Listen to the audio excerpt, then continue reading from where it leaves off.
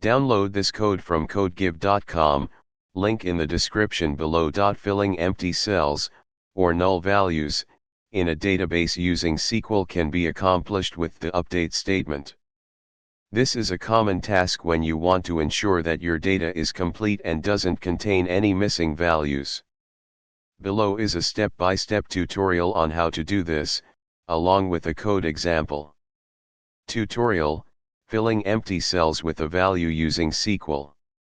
Step 1. Understand the structure of your table.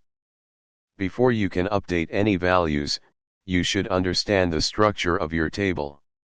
For this example, let's assume we have a table named employees with the following columns: ID, int; name, varchar; email, varchar, can contain null values; salary, decimal. Step 2. Identify the empty cells. In SQL, empty cells are often represented as null. You can identify these empty cells by using the is_null condition in a select query. This query will show you all the records where the email field is null. Step 3. Prepare the update query.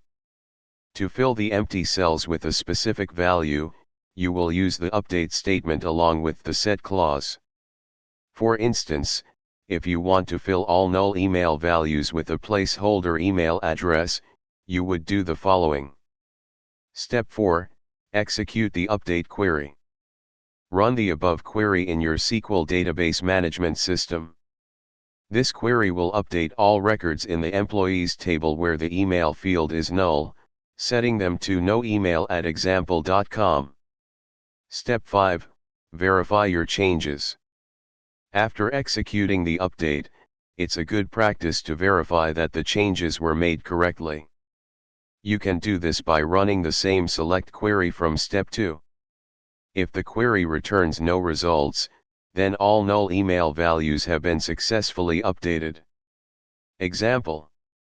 Here is a complete example that you might run in a SQL environment. Additional considerations.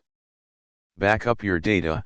Always make sure to back up your data before performing mass updates, especially if you're working in a production environment.